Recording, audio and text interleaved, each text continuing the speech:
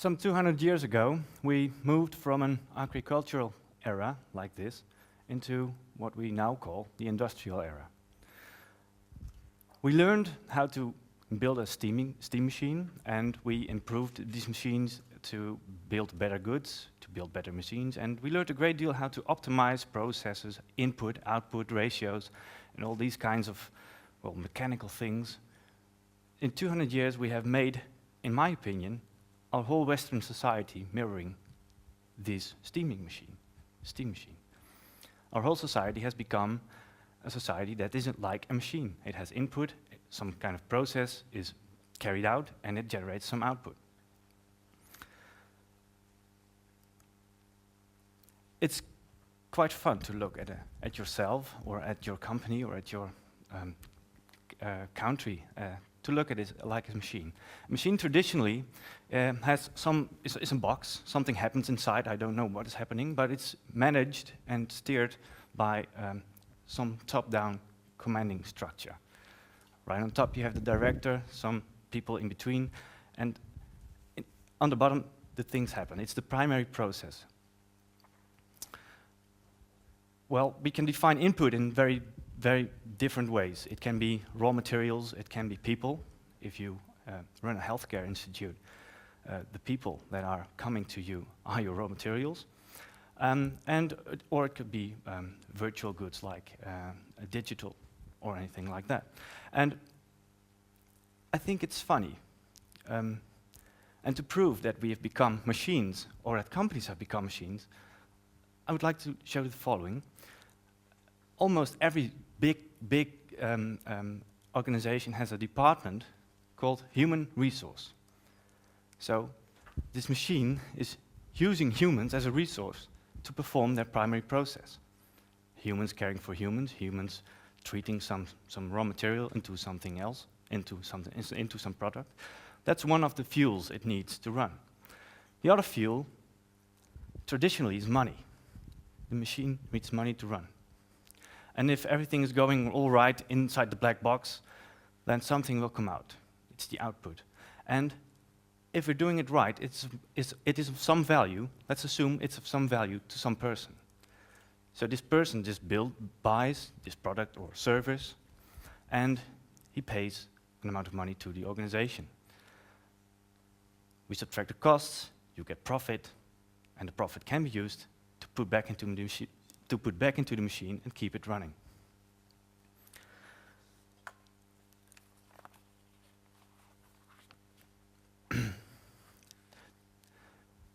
And, of course, the machine is also reinventing itself. There are certain inputs. When you look at the organization like this, these machines, these companies innovate. Innovation is a word that's losing its meaning by the day. You could say it's innovating somehow.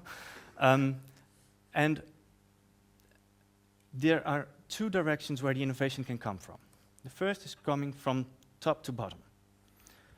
Because we look at an organization as a machine, you can define and you can find variables, and you can say, okay, this needs a little tweaking, so we get a lower cost, bigger profits.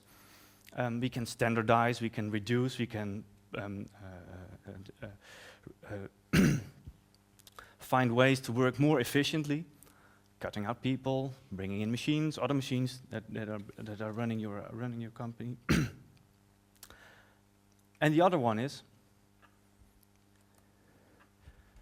from this side, other companies creating better products. So we need to improve our product as well. And this is happening right now. I think technologically we can do anything we want. So if you are a company and making a product, and you look at another company making a product that's better than yours, you add all the features, just because you can, just to gain a little advantage over the other competitors you have. There's no, I think, I'm very critical about this, I think there's no feedback loop anymore. There's no demand in question. We just slam out products and market the hell out of them so that people will buy them, so we can keep the machine running. And what this machine does, it goes bigger and bigger. It's the only incentive it has. It wants to go bigger, because if you're bigger, you can grow more efficient, you can reduce your costs, you can maximize your profits, and so forth and so forth. And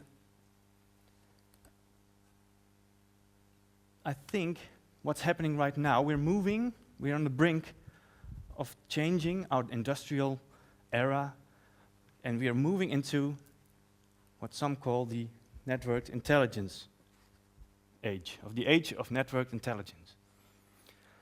And innovation in this time, in this period, for a lot of companies means combining their way of working with something new we call IT, information technology. And I see this a lot in healthcare institutions and in educational institutions as well. We combine the primary process of caring for a person or learning a person something to study. We combine this with IT. And somehow this reduces the people involved. Let me put this clear. I'm not against making profit. I'm not against making something optimal. But what I'm very feeling I'm feeling very strongly, we are treating people as products. We're treating people as resources, and this is not a good way to go. We need to rethink. We need to be aware of that when we innovate and when we combine information technology with some sector, using the whole paradigm of industrial thinking, we learn that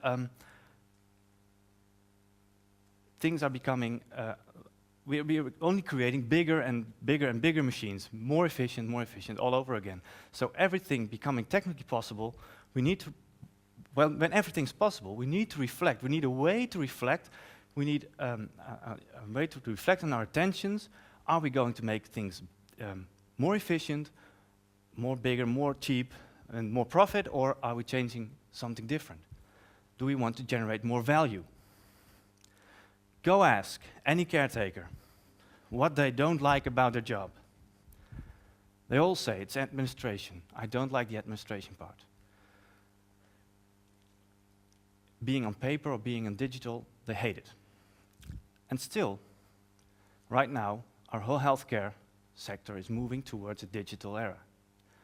And what I see happening is that people use databases as a tool to optimize and to reduce costs, to optimize the whole process all over again, creating a better machine.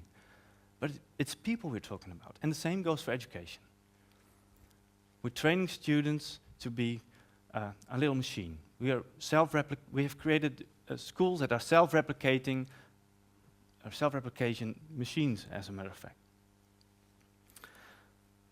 I think we need a way to reflect on this, and I would like to introduce you to this idea. When I was training students on a vocational institute here in Leeuwarden, they were creating games, websites, video clips, and so on and so forth. When a graduate student came to me and said, I would like to create a video, a game, I asked them why. What's the purpose of your video? What's the purpose of your game? Oh, I just want to make a video so I can just fool around with the technology and fool around with this camera, fool around with this new tool I found. And I said, okay, that's nice, it's good to know, but I think you are graduating now, you should create value, something valuable. Let's try to find something that is of value. And when I discussed it with him, and I used these three colors, these three circles, at some point, the video they want to make became a video they want to move people with, to make people touched by emotionally. Or they would like to make a tool that help people perform better on school, or perform better in their work. Let's zoom into them for a while. The blue area is what I call the area of form, of structure, technology, things and stuff.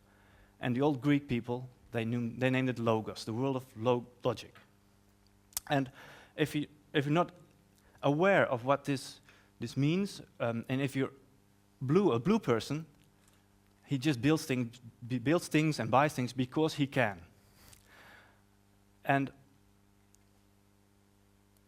the green area is the area of function, of context, human in relations, and the old Greek people named it nomos, the world of law. something that's agreed upon by a group of people. It's changing, it can move, it can shift. It's a dynamical part. And this is what I call the playground. Where do you want to use or change or innovate? And the final one, and this one is almost always forgotten by a lot of the innovative companies creating IT solutions for healthcare institutions or educational institutions and so forth. And I can bet it's in all other sectors as well. This is the area of feeling, of a story, of experience, and of meaning. The old Greek named this mythos, the world of mythology.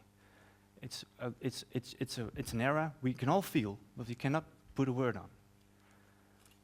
And we crave for this in our daily lives. When we look at movies, when we read a book, when we talk to each other, we crave for meaning. When you combine the three, and not adding, but really combining and merging them together, something interesting is happening. And in the white area in the center, that's where the magic happens. You can call this a holistic way of thinking.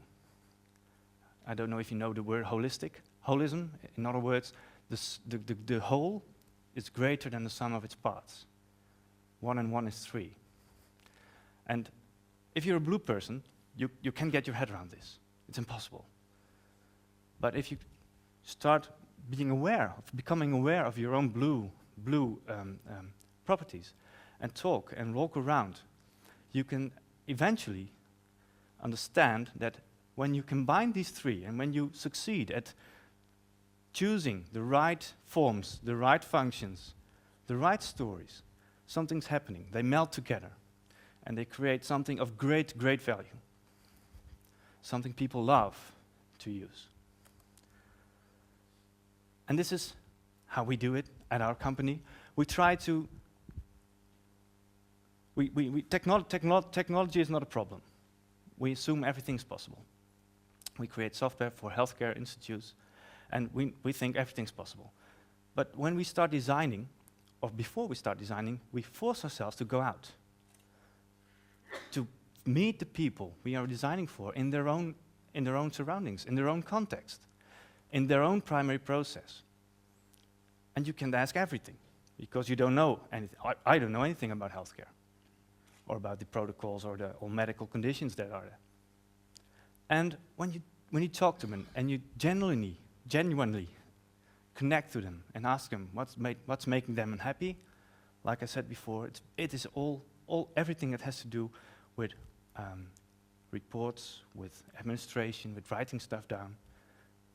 And they just don't see the added value of a technological tool in their primary process.